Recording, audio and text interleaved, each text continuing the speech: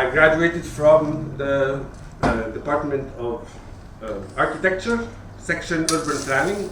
At my time, it was called like this. Now I know it has a different meaning. There are two separate departments with two head of departments. It was a whole new, whole different story at the time. I wanted to welcome you all to the lecture. It's more of a storytelling. This is one of the things I learned during my time in this university, actually, and throughout my experience throughout. So I want to start first, before the story, give my thanks to Ahmed East and STEM Center and Boeing. Ahmed East were the ones who invited me to do this presentation about sustainable development, or how we change the approach of our life to a more sustainable way. And sponsored by the Boeing for STEM Center, and I thank you very much for this opportunity. As I also thank the Faculty of Engineering and the department that I graduated from for hosting us.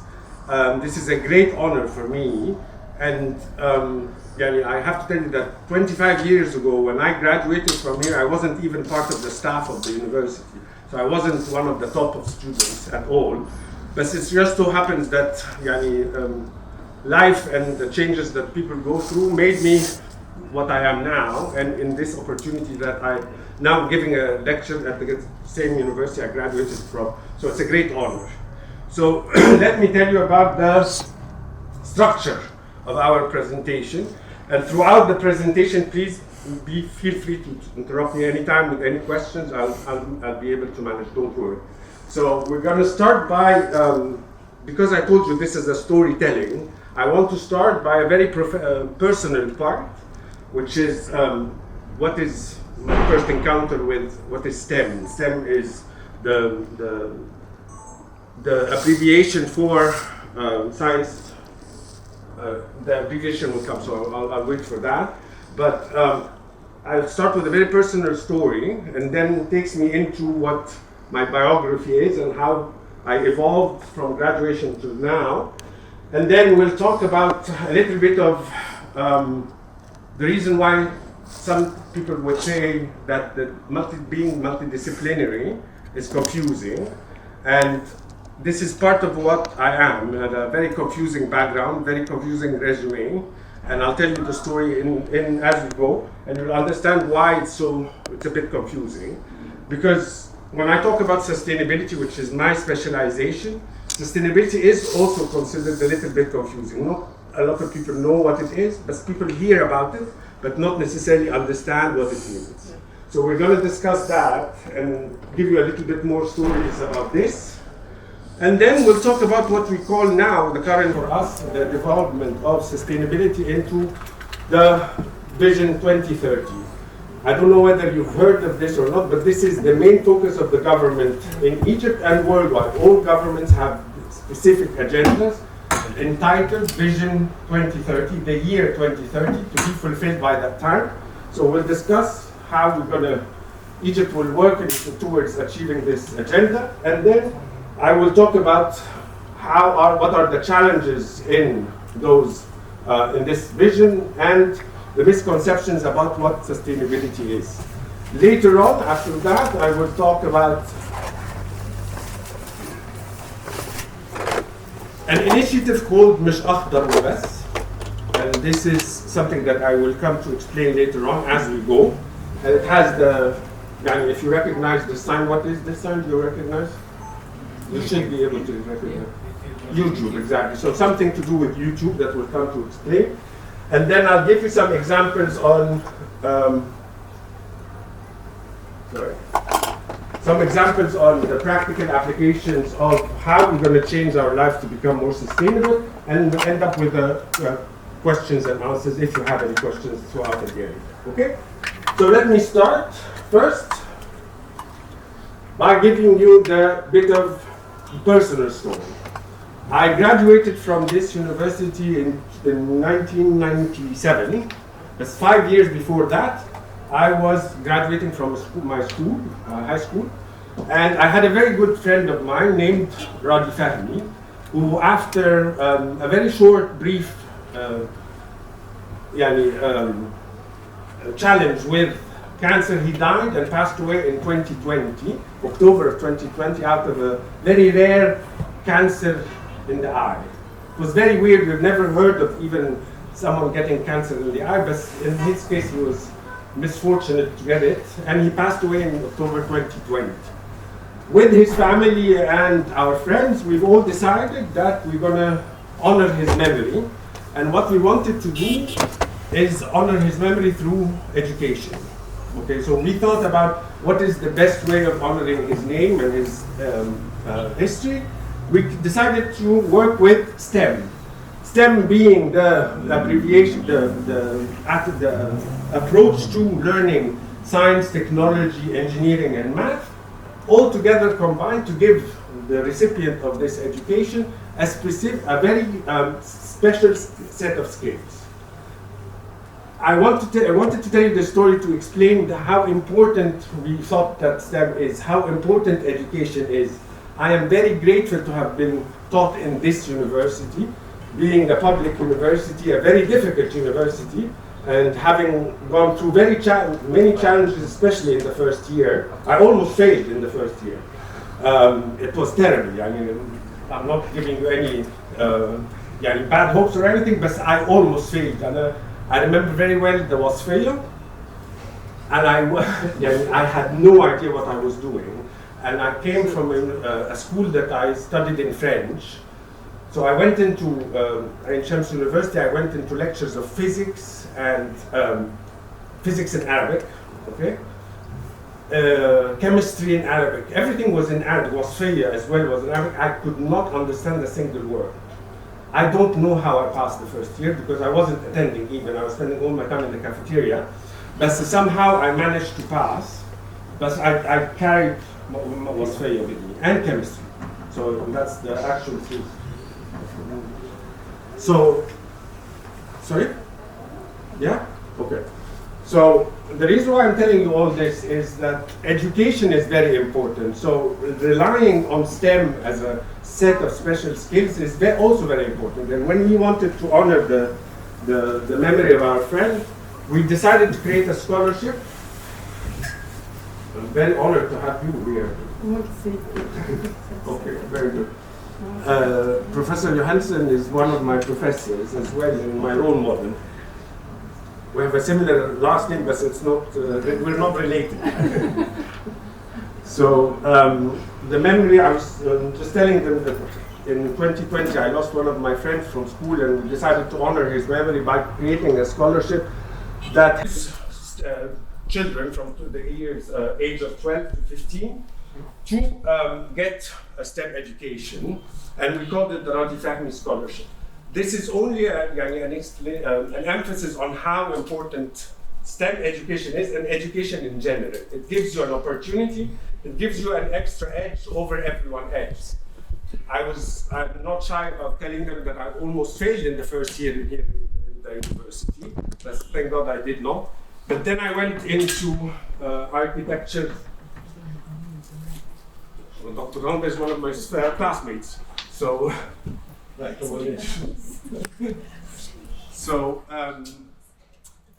we created the scholarship, and I want you to really understand the importance of this.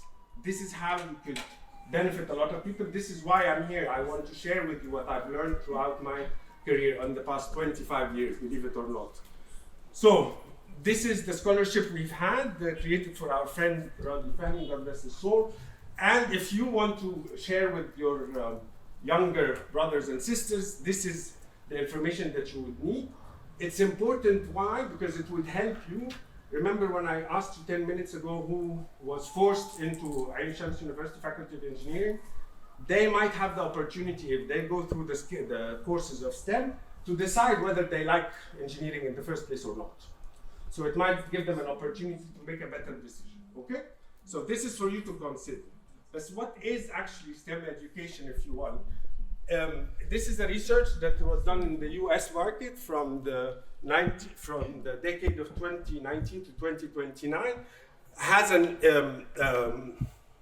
projection of all the occupations that use the STEM education. And if you look at the graph, it shows you an increase in all the STEM occupation based on this education. That means this is really very important. And the most significant part of this is that all those occupations make beyond the 6 figures annual income per year. Okay? So annual income, when it reaches 6 figures, yani 100,000 and more, you're very safe, you're doing very well. And this is because you have a STEM background in your courses. So once we finish from here, you might want to think about or try and find out more about the classes, like the courses that maybe the STEM Center at the Ahmed East would be giving, right, Mike? And possibly opportunities for you to excel and be different and unique. The numbers of graduates of engineering is humongous every year. How are you going to make yourself special is by adding to the set of skills that you learn in this faculty or in this university, okay? We're older than 15. Sorry? We're older than 15. Sorry? We're older than 15. I know, but this is, the STEM is for everyone. The 12 to 15 is for the scholarships. Okay? So there are other alternatives for different ages. So it tells me, it brings me to a little bit of background about how did I come here? Why am I here? Why me? So I'll tell you a little bit about my biography, but be very ready to be confused. Very confused. I have a very confusing resume. So I'll tell you the story as it happens. I graduated in 1997, and I thought, what is the best way of putting this in one slide for you? And this is the only way I could come up with. In 1997, urban planning, the section was called urban planning section inside architecture department. Urban planning and Urban design. planning, no. No. At the time it was not urban No, it was just urban planning. yeah. When we graduated, it was like urban. No. No, I got the certificate. Yeah, I looked up the certificate. You graduated as urban Urban planning. planner? Yeah. صعبة تخطيط عمراني مش تخطيط تصميم. Yes. So in 1997 that was the case, but now it's two different departments, totally different names. No, still not. It's all under الهندسة المعمارية. But it's different names for the two departments. Yes. It became actually, at one time, it became urban design and planning. And then now actually it's. I have absolutely no idea what's called. Now it's a concentration and whatever. Yeah. Yeah, there's a lot of. Okay, so It at gets more least at this confusing time for- we knew I was. When I was asked at that time, where did you graduate from? I would always say urban planning, but from architecture. So people would say, would stop and consider, Architectural engineering, I think. Architecture engineering, absolutely. Yes. My first job was as a graduate. I worked in a company called Urcoplan as an urban planner because it was owned by a professor of mine who I own a lot to. And I thought this was fantastic, the best thing. I'm working exactly in my profession. But funny enough, when I started working, I didn't actually work as an urban planner. I worked as a project manager. I set up for the first time the project management office inside the company, and I was handling all the administrative and international communication of the company. I didn't really work as an urban planner or an architect. I realized then that I like project management. So what am I going to do about it? Okay, I decided to go to AFC, get a project management certificate. I graduated in 1999 with a project management certificate. You think that this is the end of it? No, I decided I might want to take this further. I want to do a master's, maybe in green project management. And this is for you because you asked me about this earlier. So green project management and project management that respects the environment, okay? And this is 1999, okay? When I went there through a scholarship with the British Council to Edinburgh University in Scotland, they told me there is no such thing as green project management anymore. Now there is a sustainable development approach to everything. And this was my first time I was introduced to the idea of sustainability. So I decided, I got a scholarship to do an MPhil, which is a degree that is higher than a master's but lower than a PhD degree.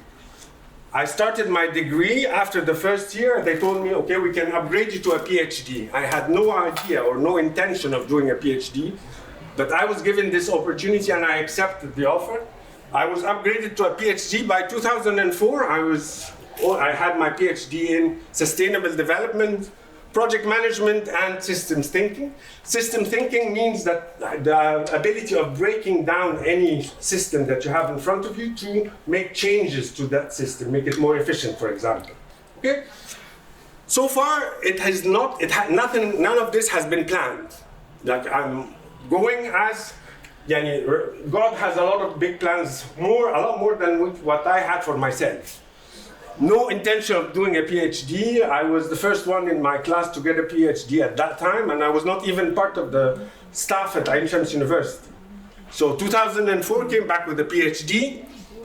I decided, okay, I'm going to work during the PhD. I did some consultancy for the main firm that I worked for, in Ocoplan, in organization development, meaning that anything to do with HR, the organization chart, the responsibility, the roles and responsibilities of every single individual, and the connections between the employees. Later on, because I was coming back from Edinburgh, I had to submit my PhD for the High Supreme Council of Universities and the Syndicate of Engineers. Remember, I graduated from officially architecture department, but my PhD had nothing to do with architecture. But because of bureaucracy, and simply because of bureaucracy, my PhD was approved as a PhD in architecture engineering. So officially, I have a PhD in architecture engineering, but it's not. Nothing to do with architecture engineering.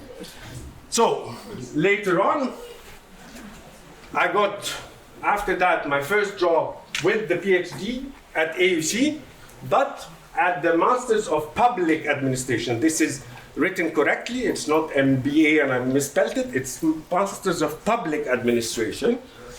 And it's within the business school. I graduated from engineering, did a PhD in sustainable development, and I teach at the business school at AUC. For a year and a half, I was doing all the courses related to environmental policies. I changed them into sustainable policies. I had to put in my input and make changes to become more relevant to what I specialized in. And while I was doing this, I did an huge exercise with UN Habitat and Dr. Ali Al-Faramawi, I remember very well. And it was the same team with Dr. Gheda, Dr. Mustafa Madbouli, our Prime Minister, and Mohab, I think. And we did a group of consultancy. We were 9 consultants, and we did all the pilot studies for the small governorates to change them into a more sustainable urban plan. This was a huge exercise, and I was very, very interested in doing it because I was responsible for the governance sector. The governance is the Hawkama. It's how we're governing those cities. This is very political, but also very related to how the people live their lives. And this is something I learned in the storytelling from Dr. Johansen. I remember very well. He used to tell us the stories, and I remember them to the day. And I think a couple of months ago, I was visiting Greece Athens for the first time, and I went to see the Agora. And I remember very well every single word she told us in the lecture about the Agora Forum. And I sent her a message from there saying, this is where I am now. And this is what you will remember. The stories you will remember, but not the stuff that you memorize. And this is the important part. This is something I learned from here. And I try and do it throughout the teaching I do it wherever I am. The stories remain more in your mind because they have a significance. You can relate to them. Other than the memorization, it doesn't make any significant impact on you. The stories are the most important, I think. To make it more confusing, what happened in 2006, so 2 years after I came back, I was given an opportunity to become, I had an opportunity to go to the Faculty of Engineering at the British University in Egypt, okay? Remember, so far, I graduated from engineering, architecture, but I never worked in engineering. But I was given an opportunity. I interviewed at the Faculty of Engineering, but I ended up being the head of department in business administration and the vice dean for teaching and learning for business, economics, and political science. Why am I telling you all this? I'm telling you all this because it might seem oddly that is very confusing, but it's actually all very much related to what sustainable development is. Sustainable development by default, by definition, gives you the opportunity to become a multidisciplinary in a time when this was 20 years ago, like 2004, when I came back to Egypt after my PhD, so 18 years, something like that. No one knew what sustainable development was. I went into many interviews, and I remember that very clearly, where people looked at me and said, like, who are you? Where did you come from? I was 30 years old. I was, at the time, the youngest PhD holder in Egypt, but in a specialization that no one knows. So 20 years ago. And for me, that was not a very, very nice thing. It was a very difficult approach. Just talk a little bit, speaking about age, please, okay? لا, I'm fine with age خالص, ما عنديش أي مشكلة. It's absolutely fine. That's 25 years ago. Yeah. Oh my God, what? Yes. Yes. Yes. I graduated 25 years ago. Yes, we did. You still think of me as the student going up the lecture, but it's not. I'm sorry. I think you should stop. There you go, sir. Enough. So, why is it confusing? Well, becoming a multidisciplinary is something that at the time was not well perceived.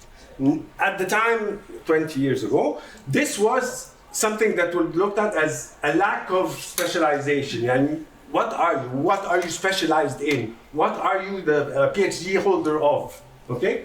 So my reply at the time was, I am a specialist in sustainable development. So why is it important? Why is it confusing? I had a career in sustainability. I knew what I was doing, but everyone on the receiving end was not convinced what is sustainable development was. So let me explain to you and remind you what sustainable development was.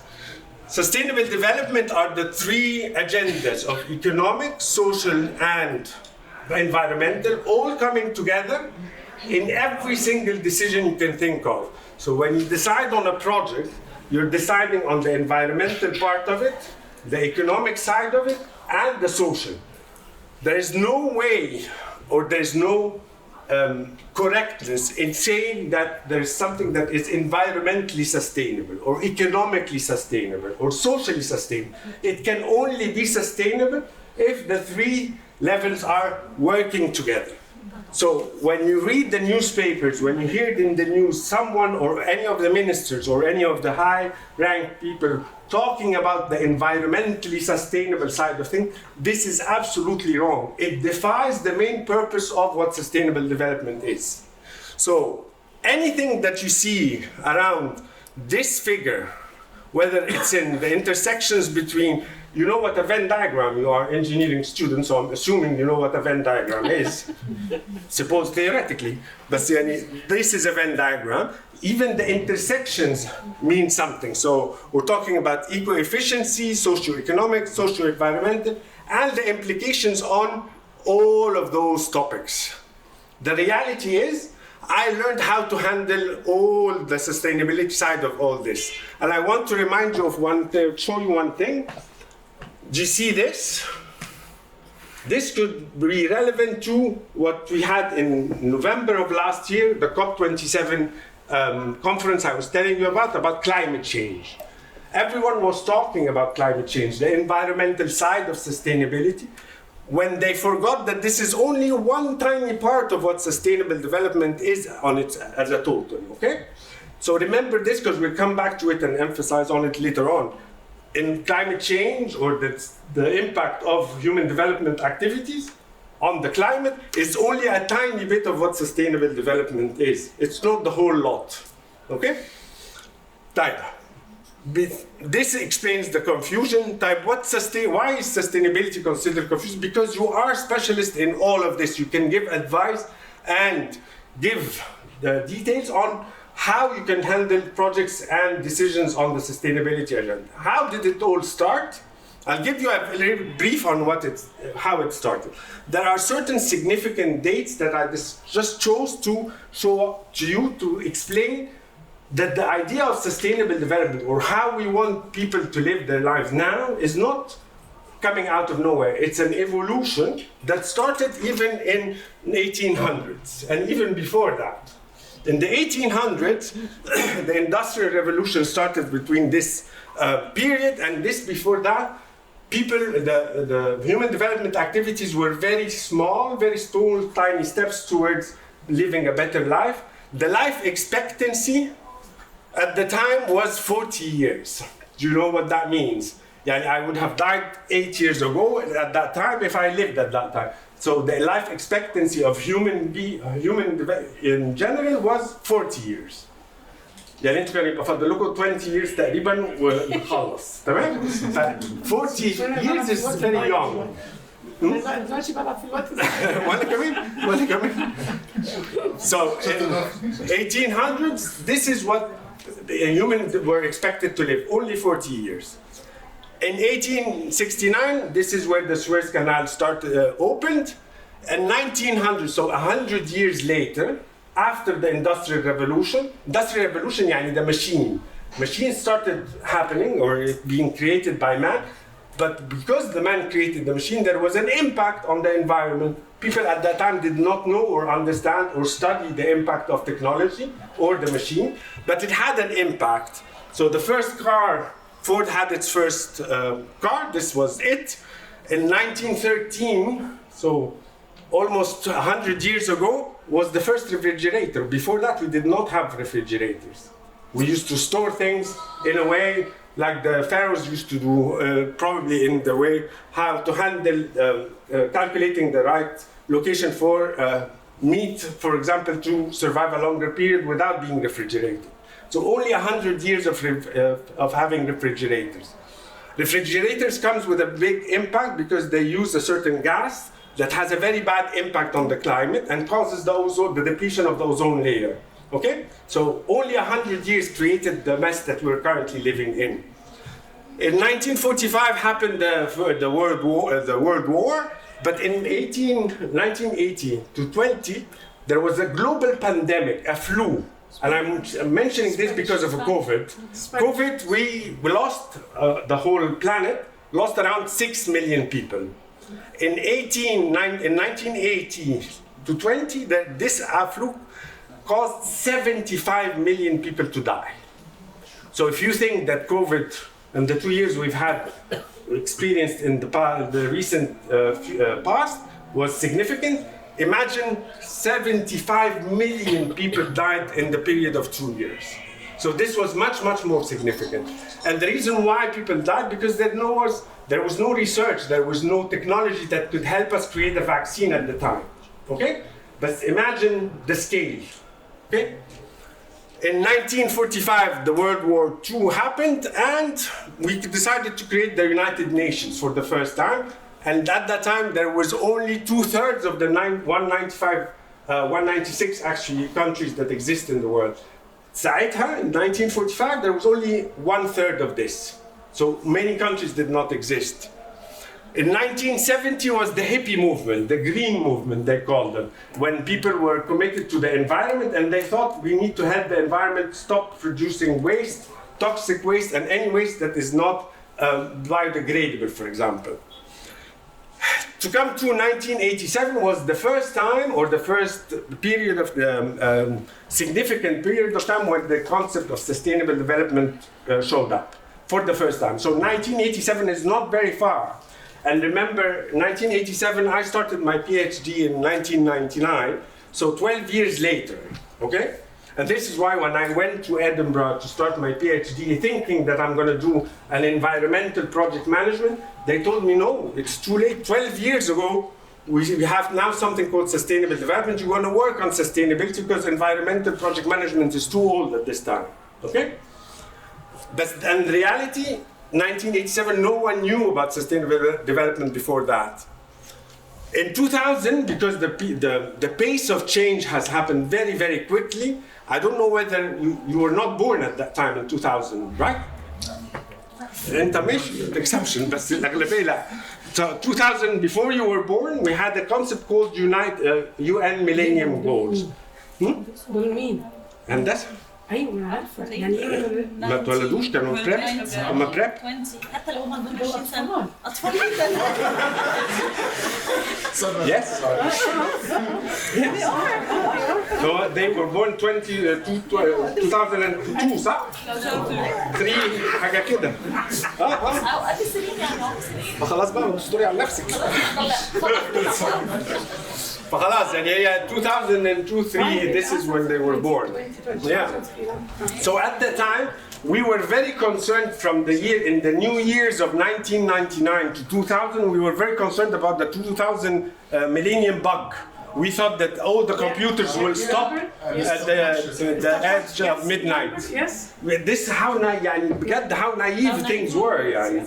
But in 2000, this is at the year 2000, created the option, the initiative of United Nations Millennium Development Goals that helped everyone to work towards a sustainable, more sustainable future. Later on, in 2015, was the first COP21 in Paris. It's not the first COP. It was 21 years of the conference that I was telling you about that happened in Egypt in November was called COP27. Why is it called 27? Because we had 26 COPs before that. Okay?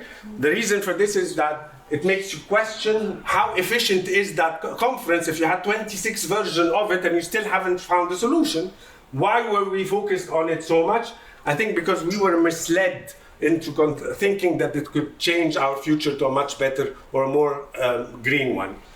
In 2015, we decided to change the agenda and we created what we call now the Millennium Development Goals, the 2030 Vision Agendas. Let's talk about how the evolution started. It all worked from a competitive point of view. Yani people, you have to understand that if a project doesn't bring profit, our economic side of it, it will not survive. Everyone is seeking wealth, everyone is seeking economic benefits. No one is really thinking about the entrepreneurial social side of things or the environment. If you don't provide an economic edge or a competitive edge to any of your projects, any creation you create and your inventions maybe, even, it's not going to survive. This is how it all started, the balance between cost, quality, and time. Whoever is going into mechanical engineering, you will understand this relationship very importantly. You cannot create a machine unless you have a balance between what it costs, the quality of products that it produces, and the time you create your end product in. Later on, there came the green movement. When I told you about the hippie time, the resources and the biodiversity and emissions became factors that limited the relationship between cost, time, and quality. And as the current times, we're talking about not only the green restrictions, but also what the impact on the social side of things and the economic side of things. Okay? So, as a reminder, if you had dumped into this idea of sustainability on paper, you will have seen the classic definition that it's a development that meets the needs for the future and without compromising the current generations. And it talks about your future as a young generation versus what we are leaving behind as an inheritance. In a simple way, the relationship between you and your parents, don't say you're expecting to inherit something from your parents, but the generation that is currently governing Egypt or governing the world is leaving you an inheritance that is pretty damaged actually. The planet we're currently living on is threatened to maybe have an increased rise in the water level. Alexandria could disappear in a blink of an eye. Alexandria, Cairo, because of the delta, and the reason why it could disappear because it'd be flooded by water because of the development activities created by humans. So we're creating a technology that is damaging the environment and causing tsunamis, causing hurricanes, causing a lot of environmental impact that has influenced the way we're currently living. So we're not actually leaving you anything significant. That's why the importance of creating a sustainable development agenda relies on maintaining this balance. Again, I remind you, if you ever hear anyone talking about one side of the three levels of sustainability, understand that they are not aware of the real meaning of what sustainable development is. Those are the MDGs, the Millennium Development Goal, to create in 2015 the current Sustainable Development Goal, what we call them the SDGs. There are 17 targets. Every single country works towards achieving those goals. Okay? I'm not going to go into details because it's going to take a long time to explain this, but in general, as an example, if you even think about a very simple activity of going for an eye doctor, a visit, by a male or a female, this explains to you, and I think you will have access to the slides at the end, right? This can be looked at later on, so it gives you where those 17 goals could be located in a very simple activity of going for an eye doctor. A female patient is different from a male patient in a very simple factor. For example, safety and security for females to go from their home to the location of an eye doctor is an issue. The female audience here could explain to you the feeling of insecurity of walking down the street. This is something that jeopardizes their security and makes them decide whether to go to a certain errand, run a certain errand or not. In the case of males, this is not an issue because you think you can handle that being on your own or being the security of the streets, but female don't. This is part of what sustainable development is. This is providing the security for everyone to have access to healthcare. This is part of providing equality in accessing resources. This is something that you need to think of. And this is something I learned in the urban planning department because we were creating lives, we were creating cities that allow everyone inhabiting this city to live equally, to have equal access to services and being able to produce similar opportunities for a better life, okay? This is what engineers are doing. This is what you're ultimately graduate to do. You're creating a better life for your surrounding environment. So, in summary, we had 36 years from the development of 1987, the first time we heard of sustainable development, to the time we're currently working on Agenda 2030. What is Agenda 2030? This is a problem because in Egypt and worldwide, this is considered a privilege that is only accessible or given to the educated elite. This is a report that came out in 2022 from the Arab region, and it explains the challenges that Egypt and the Arab region is confronting to achieve the sustainable development vision of 2030. We're lacking behind. We are very much behind compared to everyone else in the world, unfortunately. And you can imagine why, because the way the individuals or the standard of living of individuals is much lower than what is in the developed world. Why? Because of many factors. It's not a simple one, but it's an amalgamation of factors that is causing us to be behind in achieving this agenda. One of them is the fact that even the best performing Arab countries is not even ranked as one of the first 20 in the world. We are behind because this vision.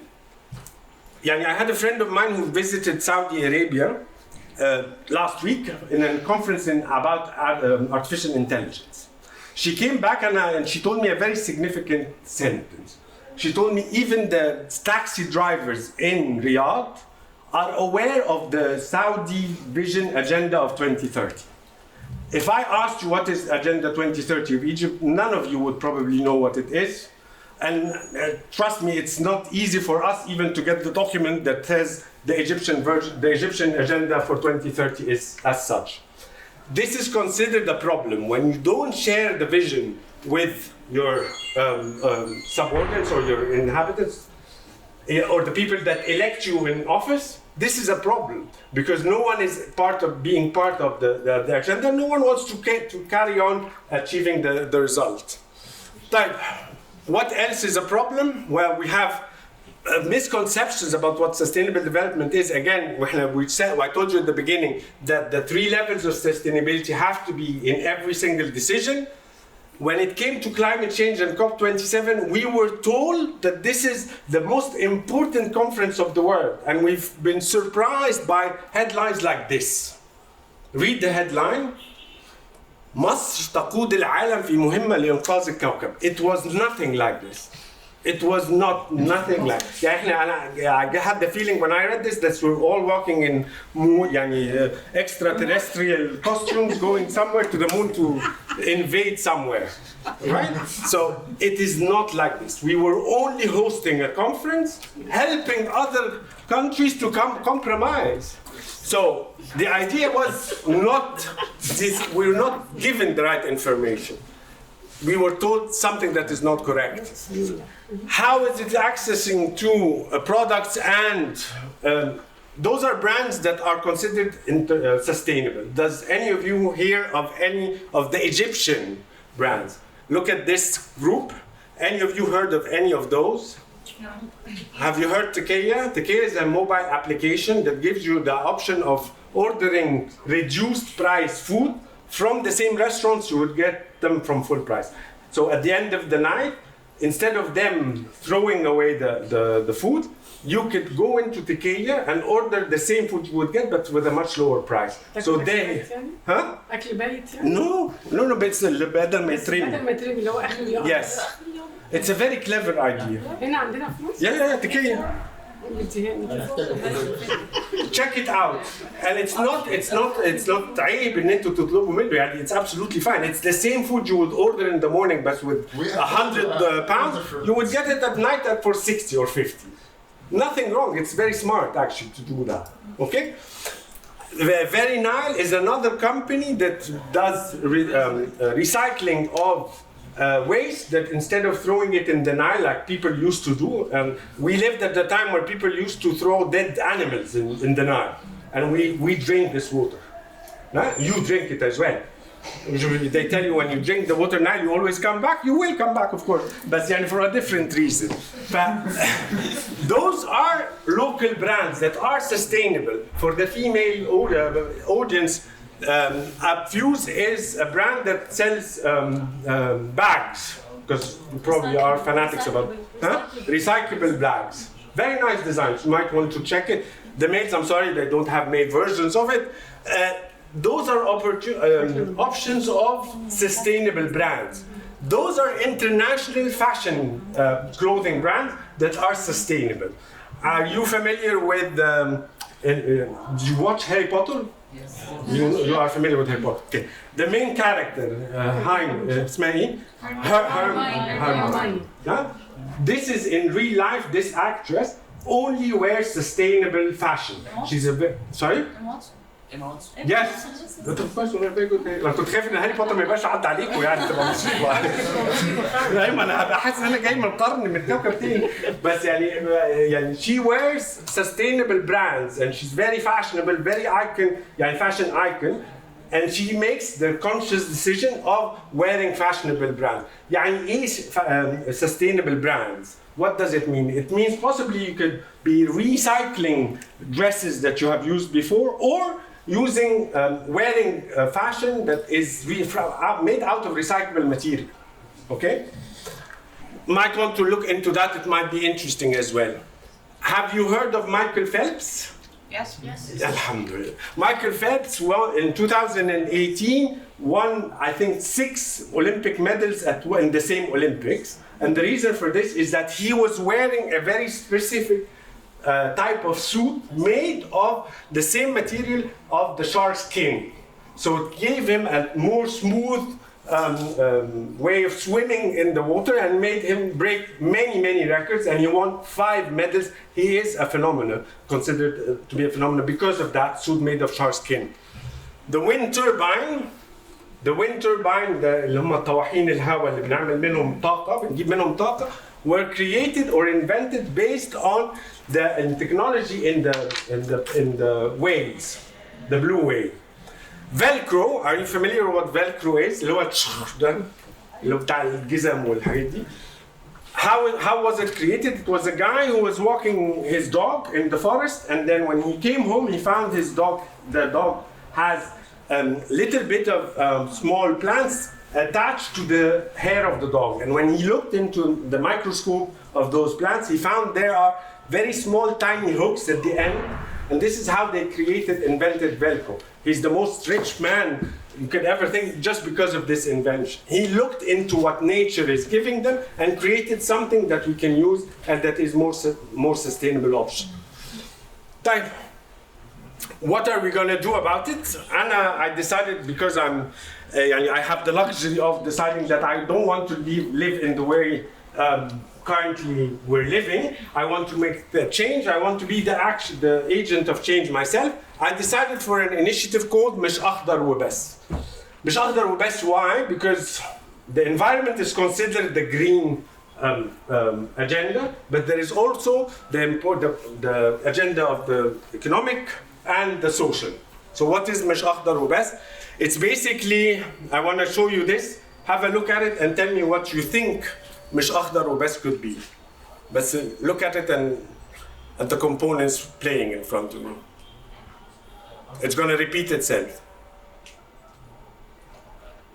It's a YouTube channel for explaining the sustainable development. Yes. So we're substituting the social advancement, environmental management, and the economic growth, which the three of them create what تنمية مستدامة is, sustainable development, with a concept that says, well, it's not only the green, it's مش أخضر وبس. It's an online show that I decided to do with a friend of mine who's a media person, where we're going to explain to people and help them make more responsible decision about sustainability. So anyone who's doing a project that is sustainable, we're going to shed the lights on. Any initiatives, even if it's academic or in the practical world, we're going to shed the lights on it to make people aware so that they know if someone else had a success story with it, they can replicate the success story. And this is something that we're doing online, we're not doing through regular TV channels. So you'll have to look into our Facebook page and Instagram and even TikTok to look at. And we're about to start in the relaunching of season 1, where we're gonna every episode we're gonna shed the lights on success stories for you to learn from and try and replicate. And this is the mission and vision. I'm not gonna spend too much time on it, but this is the logo. And I'm very proud of this logo because I created it myself against all advice, yani. But this is the reason, this is the audience we're targeting. Egypt is a very young population. The majority of Egyptians, 70% of our Egyptian population are at your age, from the age of 15 to 34. Okay, 70%. Those are the majority of the people that are creating an online buzz. 50% of our population use social media and access news through their mobiles. So we're addressing 55 million people to look into that. I hope that you are part of this, because as you can see, Facebook is a big chunk of the social media network, followed by YouTube and TikTok. LinkedIn, for example, for professional reasons, is the least at that, which makes sense, طبعا, in a country like that. But we're trying with this online show is to educate and raise awareness on that. For the Arab region, even we have 433 million people, that 65% of them are using internet through their 50% through their mobile, and have 160 million on Facebook, 120 and so on. Those are significant numbers of people that we're hoping that could be able to address. And this is the team, and I was hoping that they would come today, but it's not going to happen, unfortunately. Lina is a very good friend of mine. She's also a media person, and we're going to do a co-hosting show for her, and I hope that you can have the time to look into that. And those are the YouTube, Facebook, Instagram, and TikTok. And now I can thank you very much for this, and I hope that you have.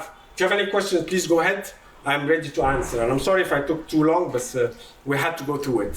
Any questions? Yes. Can I have your name first, please? Your name first. Hasna, Hasnain. Go ahead. shouldn't we protect animals, like doing a swimsuit from a shark? No, you're not getting. You don't kill them to create the suit. No, you took the technology of how the skin is. مش لا you don't slaughter the shark. No, I'm sorry, I didn't. I should have explained. They just looked into the God's creation of the skin and they replicated it in an artificial way. They didn't kill any sharks to create the suit. Very good point. Very good. Very, very good point. I should have explained. Anything else? No? Yes? Okay. Yes. Yes, go ahead. Yes, what's your name? عمر طارق. Omar. دلوقتي الملابس اللي هي ريسايكل كده بيبقوا يعني تقريبا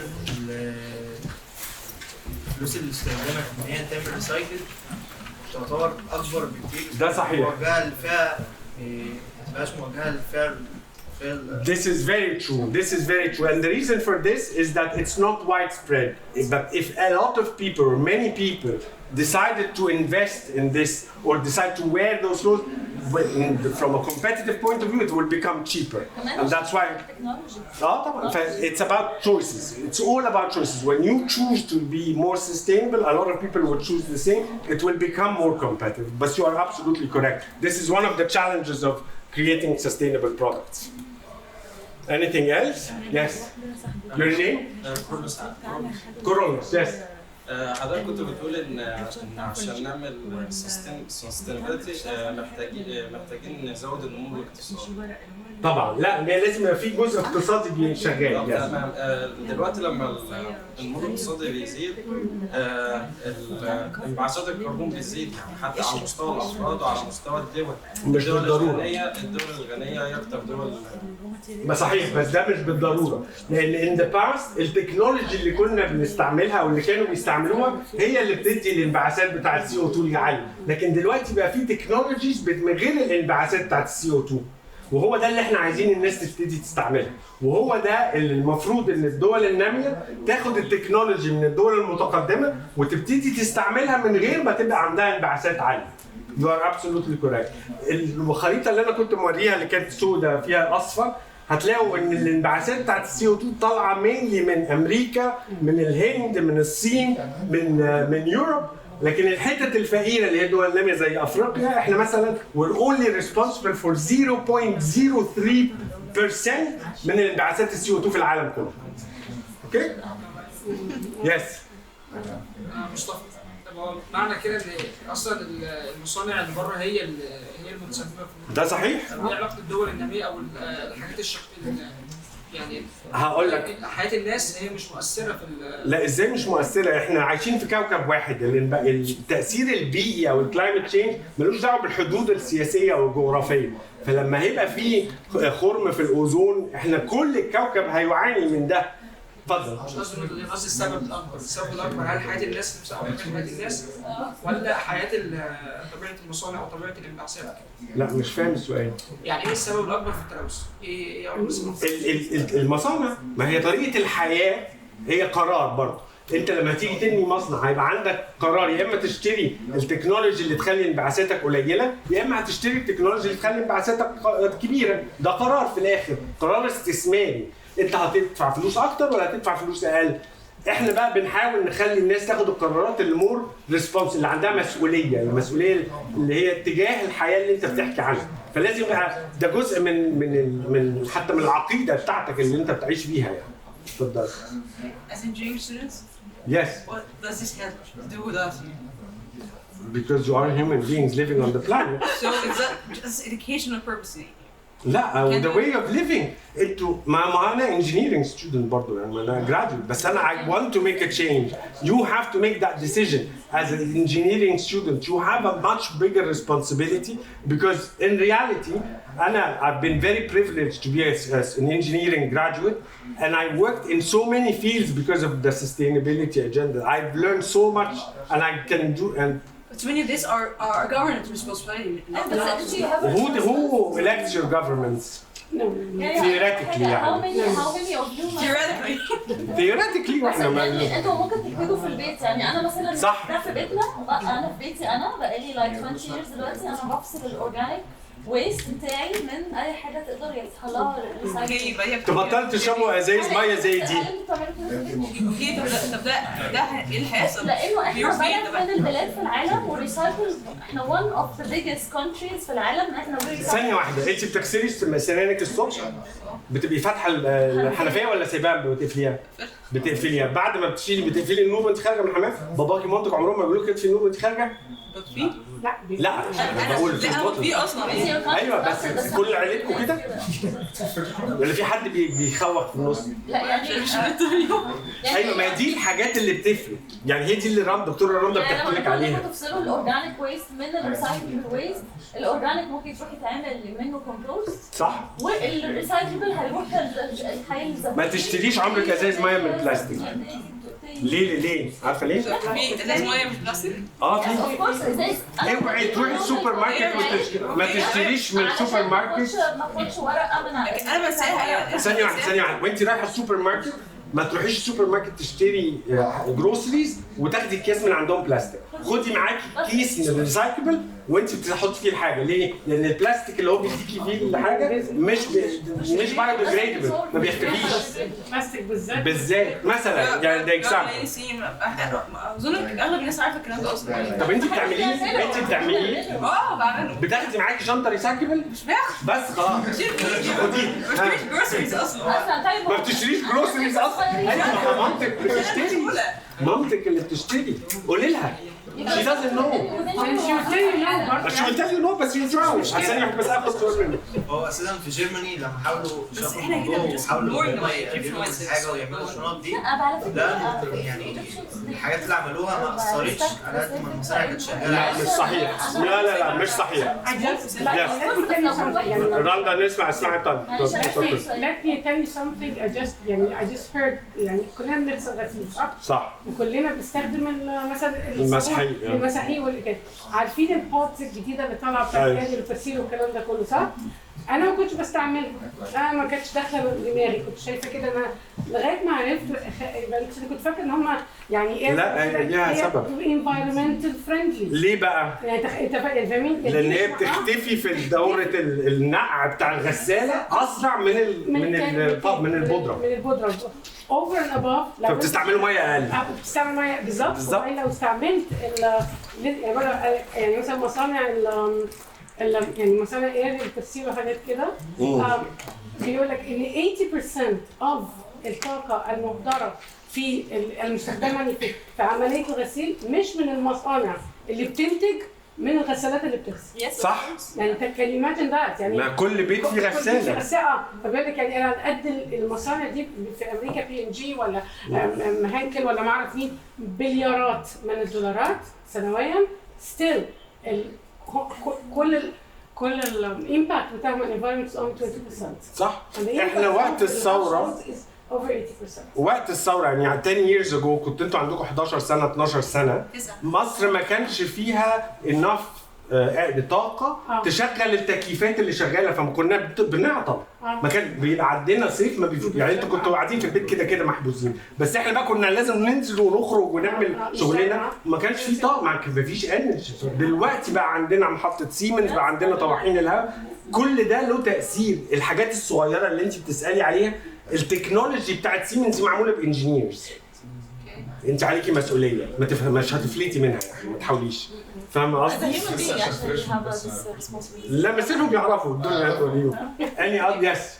سؤال تاني طب ما في احتمال برضو ان الحكومه كل الاتوبيسات الميني باص الميكروباص بيبقى اساسا ما بيبقوش افورد مثلا كونفرتر تلاقي الدخان الاسود اللي بيطلع لا ثانية بس عشان ده أنا والدي مسؤول اساسي عن هذا المشروع. الاتوبيسات كلها العادم بتاعها بقى لفوق عشان ما ياثرش على البشر في الاشارات المرور مثلا. ده انيشيتيف موجود في مصر من 1990. فده انا عشان والدي بس هو اللي عاملها فانا عارف دي. فدي حاجه مهمه جدا. الاهتمام بالبشر في الحياه العامه ده امباكت مهم وله تاثير وبيتحقق وبيتغير. ده فاكت ان انت ممكن تقف تحت اتوبيس واحد مش متصلح وبيطلع دخان اسود، دي يعني اكسبشن تو ذا رول. بس كل الاتوبيسات دلوقتي المفروض العوادم بتاعتها بس هي بتبقى جديده. هي ما بتتغير، ما لازم نغير. معظم يبقى قديم. لا الواحد ما بيقدرش حتى ان هو يمشي جنب اتوبيس. لا ثانية، ده فاكت ان احنا عندنا مشكله في الحكومه معهاش فلوس تغير الماشين او اسمهم ايه الفيهيكلز يعني. دي قصه، وان اللي المفروض يحصل دي قصه ثانيه. مش لازم تتغير. ما لازم تتغير، انا معاك. يحصل تغييرات فيها. ايوه، ما هو التكنولوجي نفسها بتتغير، هو ده اللي انا بتكلم فيه. انا بقول لك هتتغير. طب هو المفروض ان احنا علشان نعمل بدايل للحاجات اللي بتستعمل زي مثلا البلاستيك والستاف دي، المفروض بنعمل لها بدايل. صحيح. اللي هو ايه؟ صحيح. البيئه. طب مش ده هيخلينا اصلا غير انها مش افوردبل يعني بيخلينا اصلا نستعمل مصانع زياده وكده. لا، هتخلقي فرص عمل للناس اللي قاعده مش بتشتغلش. When you create initiatives that do not exist, then you create a need for employment. People who do not work will have opportunities for work. Think about it. بصي، مصر بيتقال عليها انها دولة نامية واحنا عندنا مشكلة ان احنا تعداد سكاننا كبير. Actually تعداد سكاننا دي نقطة قوة مش نقطة ضعف. الصين became an economic power because of their population, not because they have a lot of people. They have third of the world population, بس هم they became an economic power. احنا كمان لازم نبص على التعداد السكاني اللي هو 110 مليون على انه opportunity مش threat. فكروا فيها، غيروا طريقة التفكير. بصوا اللي اسمها بيقولوا عليها يعني outside of the box، بره الصندوق. ان ما تصدقيش الناس اللي يعني لو حد من طلع قال ان اصل انتوا تعدادكم كبير قوي مش هنقدر نساعدكم، ده غلط. احنا المفروض نفكر ان احنا عشان تعدادنا كبير نستعمل الايدي العامله دي في حاجات تانية، في الانفراستراكشر اللي ناقصه. احنا we're running out of time. يس. هو دلوقتي في احنا مثلا موضوع الطاقه ده بيقولوا ان احنا المفروض نستخدم طاقه نظيفه متجدده زي الشمس. ماشي، والكهرباء والرياح وكده اللي هي ما الكهرباء دي جايه. ايوه اللي هي تمام. سيليكون اسمه ده الشمس مثلا. فهو دلوقتي عملوا، سمعت ان هم عملوا تجربه في الهند تقريبا، لقوا ان اللود اصلا مش مستحمل. لون ايه؟ اللود يعني حياه الناس، سواء في استعمال الكهرباء في استعمال الطاقه اللي هو البيوت وكده، مش مستحمل ان هو يستعمل الطاقه دي. ده مين ده؟ ما شفتها فين دي؟ كان واحد لا الكلام ده مش صحيح، لان الطاقه الشمسيه المتجدده بتدي. انت في مصر هنا على فكره لو بتبني بيت ممكن تروح للحكومه وتقول لهم انا عايز اشتغل املى اسمهم ايه طاقه شمسيه سيل، هيدولك هيساعدوك في ان انت تخلق الشبكه دي، وهياخدوا منك الطاقه اللي طالعه منك زياده عشان يدخلوها جوه الشبكه الكبيره بتاعت مصر. فالكلام ده مش صحيح. الطاقه المتجدده من الشمس مثلا بتغطي كل الاحتياجات. يس اتفضل. ده اخر سؤال بقى متهيألي صح؟ يا جو هيد. فكره الاستدامه اساسا يعني الشركات عامه المصانع بتاع في ناس هدفها ربح بس، فهتخلق يعني افكار عكسها عشان الناس تستمر في يقعدوا يشتروا منتجات جديده. صحيح. It becomes a competitive edge. يعني انت لما تنزل بالمنتجات بتقول للناس المشترين انا بستعمل بس بتبع اجنده مستدامه، يعني بحافظ على البيئه، بفكر في الناس اللي بتشتغل معايا والناس اللي بتشتري والايكونوميك سايد، الناس هتقبل على شراء المنتجات بتاعتك. وده الاختيارات اللي موجوده في الدول المتقدمه، احنا مش عندنا. لما بتخشوا السوبر ماركت هتلاقوا وسط الحاجات المعروضه هيقول لك ان دي منتجات مستدامه، برودكت سستينبل، الناس هتروح تشتريها شويه بشويه حتى لو هي مور اكسبنسيف ببن ب 10 سنت ولا وات ايفر. شويه بشويه مع كتر الشراء نجاح البيزنسز دي هتخليها تتعمم اكتر، هتوسع اكتر، هتوزع على اعداد من البشر اكتر. تمام؟ Thank you very much. على فكره I'm very happy for this. Thank you very much. أنا ممكن أستأذنكم just 1 minute دقيقة واحدة بالظبط. Thank you so much يا دكتور محمد. That was a very insightful presentation. Thank you. Very honored Dr. Jansen with your presence.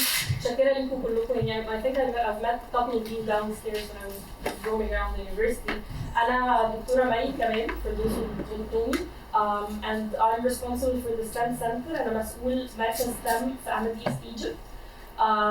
And there's a question that we always get at the end of any presentation is that what's in it for me? أنا إيه علاقتي بقى أنا كمهندس لما أتخرج؟ إيه علاقتي بكل الكلام ده؟ And أنا مش خلفيتي هندسية خالص. However, there's something that I've learned in the sustainability is part and parcel من كل future jobs that are going to be available in the coming 10 to 20 years. فبحب أدي مثال كده خاصة للطلبة بتوع هندسة إن زمان قوي أيام أجدادنا ما كانش في تكييفات رايت؟ ما كانش في تكييفات وما كانش في تكنولوجيكال ادفانسمنتس الموجوده دلوقتي رايت؟ فكانت الناس دايما احنا بنسمع دايما ايه ان صحه اجدادنا كانت احسن وان احنا في deterioration في الصحه العامه as we evolve في البشريه عامه right؟ So some research started talking about this وقالوا ان في سبب ليه علاقه بالهندسه قد يؤثر على الصحه العامه which is ان المباني لما كانت زمان كانت تتبني هتلاحظوا ان الابواب كانت كبيره قوي والشبابيك كانت كبيره قوي وكان الديزاين بتاع البيلدينج بيبقى بيدخلوا فيه فنتيليشن appropriate وفي الشمس بتدخل من طريقه معينه في الصحه العامه داخل الاسره وداخل البيت كانت بتكون احسن. by time ابتدت العماير تبقى ملزقه جنب بعض اكتر السقف اقل شويه طبعا again I'm talking from a non-engineering point of view. It's something that I've read. فابتدوا يشوفوا ان ده مؤثر بقينا احنا على طول تعبانين وعلى طول صحتنا مش كويسه and so on and then more research are coming now ابتدى يقول هل المباني ليها علاقه؟ هل الديزاين ليها علاقه؟ yes فابتدوا يطلعوا حاجات جديده زي الجرين buildings مثلا.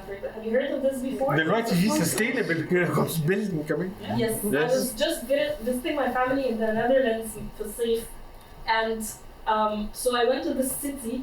It was like a sustainable city. كانوا بيشرحوا لنا الكوميونتي بيشرحوا لنا ازاي ده sustainable city والبيلدينجز معموله بطريقه معينه عشان تبقى sustainable وازاي مدخلين تكنولوجي عشان يبقى الحاجات مش عارفه ريسايكلد ازاي and so on. Again انا مش متخصصه قوي in the engineering from the engineering point of view but sustainability will be there in your future jobs if you do not address this if you do not investigate this في تخصصاتكم you're not going to find an appropriate job in the market later on. حاجه ثانيه بتسالها دايما ايه علاقة STEM اللي احنا بقى بنعمله ده؟ And what is STEM? STEM is an acronym for Science, Technology, Engineering and Mathematics. هل أنا في كلية الهندسة ليها علاقة بSTEM؟ Absolutely. You are STEM, you're a STEM product. بس في فرق كبير بين طالب الهندسة العادي اتخرج بالمنتاليتي بتاع الانجينيرينج والطالب الهندسة اللي بيفكر بالابروتش بتاعها. STEM هي منهجية. It's an approach to learning. And it means زي ما دكتور محمد كان explain at the beginning of the presentation interdisciplinary. like مفيش حد لوحده يقدر ان هو انا خلاص متخصص في الحته دي وما بعرفش اي حاجه ثانيه. like when I first started teaching كنت بدرس في one of the major private universities and my students were all technology انا شكلي صغير بس انا مش صغيره خالص. So I was not familiar with the technology. I was like, I don't want to use the presentations and the PowerPoints. I'm not good with that. But to be an effective demonstrator, I needed to learn that. So I needed to integrate technology into my own teaching, right? And then I was teaching students to Handasa and Saidala and like other disciplines. So I needed to investigate a little bit more about what they're doing. So I tailor my content للحاجة اللي هم يستفيدوا بيها and so on. So I needed to understand يبقى عندي ICT skills ويبقى عندي skills شوية knowledge في الهندسة وشوية knowledge في كذا and so on. So I need multidisciplinary interdisciplinary هو ده الاتجاه العالمي الجديد. الأبحاث بتقر إن حاجتين مهمين جدا 90% of the future jobs are going to be STEM related مش هندسة لوحدها ولا ساينس لوحده ولا تكنولوجي لوحده. وذات will be reflected in في الانجينير اللي عنده الباك جراوند بتاعت STEM اللي هيستخدم معلوماته الطبية في الساينس فلما يجي يصمم المبنى هيحط في باله ان في اسره هتعيش هنا. So I understand how ventilation is important and how the sunlight is important. So I integrate this into my design. وفي المهندس العادي اللي هيصمم المبنى from it's a perfectly like well structured building مفيش اي مشكله هندسيه لكن في مشكله صحيه. Many you offer courses of STEM for graduates. We offer courses from 8 years old لحد 22 سنة. Currently, they're all sponsored by Boeing. Okay, so please follow us on the website بتاع Amethyst, and then you're gonna find the application form. Inshallah. So before you graduate, this is the time to subscribe or apply for a scholarship with Boeing to get those courses. Yes. Before you graduate. Yes. Because when you graduate, you'll be too old. Funny enough. Yeah, so two features are really important to STEM. The interdisciplinary approach, so we're learning different subjects مع مدارس STEM, right? ايه المختلف عن في مدارس STEM؟ الولاد بيدرسوا المواد دي chemistry, physics, whatever you study في المدارس العادية, بس they study it بطريقة project based, like they want to produce a project at the end of the semester that is sustainable, that's addressing one of the environmental and the global challenges and so on. وهم they're being assessed on the knowledge that they've used and skills that they've used في كل المواد. فيجي الدكتور يقيم المشروع بتاع الطلبة based on انت استخدمت الماثماتكس فيه، واستخدمت الفيزيكس فيه، واستخدمت الاي سي تي تكنولوجي فيه and so on. So it's very important that you are a little bit trained on the interdisciplinary approach. والحاجة الثانية هي project based. You have to have a project based learning like methodology. كلنا أظن بندخل الامتحانات عايزين التارجت الوحيد اللي في حياتنا نجيب درجة كويسة. That should change, no? We want to get high score. We're like we already have projects in our course. Yes, definitely, and that's very nice in the faculty of engineering. But that should be a mindset. مش بس البروجكت اللي عشان الدكتور فاجيب الدرجة برضه تعملوا بروجكت وبعدين عشان That's amazing that's happening right here, and this should be a mindset. Later on in your life, everything is a project. Actually, we're studying things, and I'm gaining knowledge from هنا وskills من هنا and technology هنا, and I'm constantly improving my skills in different disciplines with one target in head, and أنا في الآخر عايز أطلع sustainable building بقى sustainable solution حاجة whatever sustainable product you're going to come up with at the end. I hope I've made this a little clear what you get out of this talk. And I'm really glad that you're here. متشكرة جدا for your attendance. There's one last thing that I need to announce. Now we're starting a STEM competition. It's very exciting at the end. This again sponsored by Boeing. We'll be winning awards for the top 3 winners. Inshallah, we're going to launch it within the coming 2 days. النهارده أو بكرة إن شاء الله. والمسابقة for those who are aged from 16 to 30. Okay, years old for Egyptian entrepreneurs. ناس اللي عندهم viable product, minimum viable product, أو عندهم فكرة, okay, فكرة project that is sustainable, that is related to STEM, like you've used science, technology, engineering, and mathematics to come up with this product. طالما بتعملوا مشاريع, maybe one of the projects that you do at the university ينفع إن هو يكون فعلا something that you can apply with the competition. But stay tuned. Please visit our website. And if you have any questions, I'm going to leave a couple of my business cards here if you need any questions, okay? Thank you.